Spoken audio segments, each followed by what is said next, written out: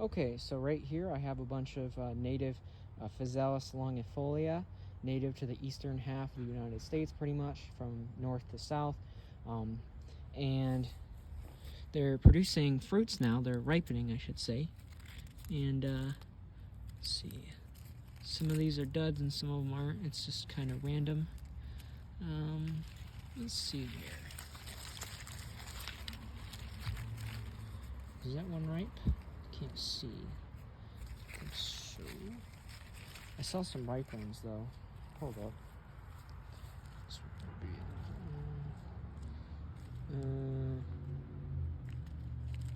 I know there was some that in here that I know that I found.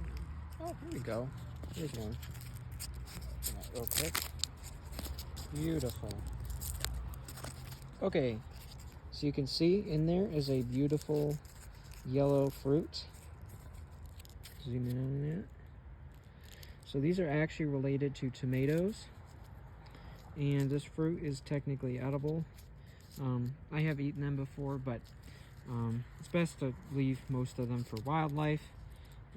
After all, that's pretty much the whole point of growing a native plant garden, is to help wildlife.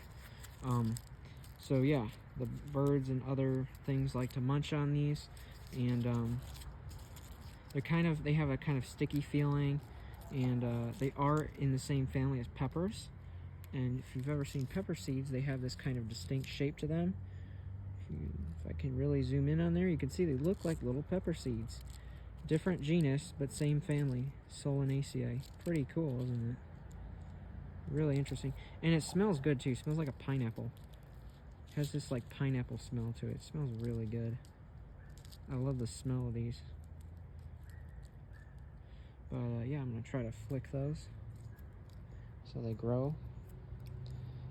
And yeah, it's a wonderful native plant.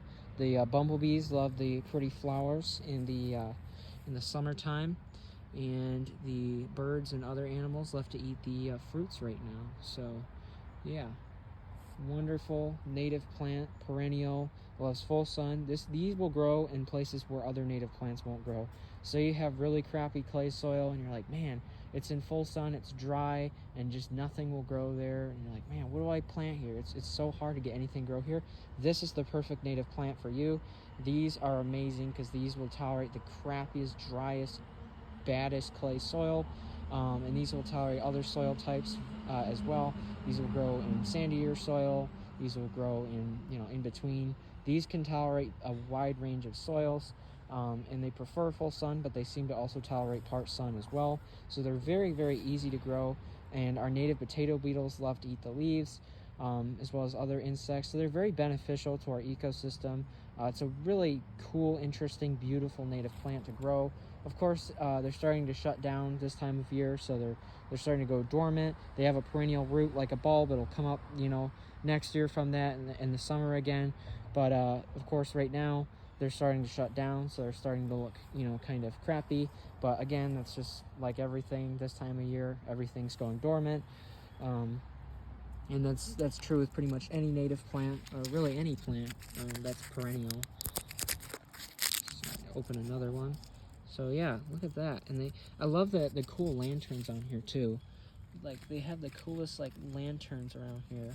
It's really interesting. It's a very unique trait for a plant to have these lanterns. And I noticed some of them are kind of different shapes. See, these are more like wide. These look more like a tomatillo, which these are very closely related to, same genus. Tomatillos are native to Mexico. Same continent, just south of here. Pretty far south of here. And you can see here, this one has a more longer fruit. Pretty interesting. So it's a highly variable species. There's lots of genetic variation, which is good because it means that they can basically evolve quicker, and they can resist different things better overall. So genetic diversity usually means that plants will have more resistance to things like diseases, because a few die, but because there's so much diversity in genetics, some plants will make it inevitably. because one just happens to have a mutation which makes it resistant or whatever. So genetic diversity is a very good thing, and that probably comes from the fact that these reseed themselves like crazy. So that's probably why there's so much genetic diversity, and they grow pretty quick, so they can evolve very fast. And so yeah, that might be the reason why they have so much genetic diversity. But anyway, very, very cool plant, very wonderful, very interesting. And again, they make these fruits that wildlife loves to eat, and also it smells like pineapple, which is pretty interesting as well. These are related to the tropical physalis peruviana, but this is a temperate species again, and this is native to the eastern half of the USA. So it grows like as far north as like Michigan, maybe even like Minnesota, and as far south as like Georgia. So these can grow really far north and really far south. Really wonderful, easy to grow native plant that will grow in the crappiest conditions. Again, especially clay soil. A lot of plants will struggle to grow in, hard, dry clay. This is a plant you can count on. This plant will do just fine in hard, dry clay and benefit wildlife and be very interesting and cool. So yeah, wonderful native plant. Super, super nice. Physalis longifolia.